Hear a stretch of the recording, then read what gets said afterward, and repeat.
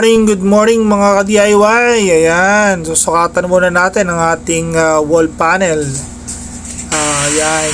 After sukatan, syempre puputulan natin yan. Ang tuwid. Talagang inhinyero. Isa pa. Yan naman si madam.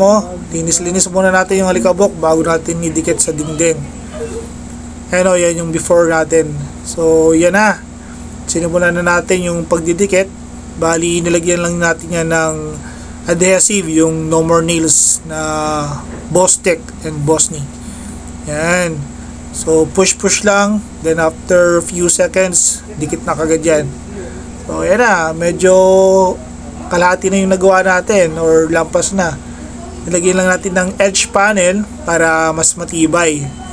Saka mas magandang tingnan. So, may screw yung mga dalawang dulo.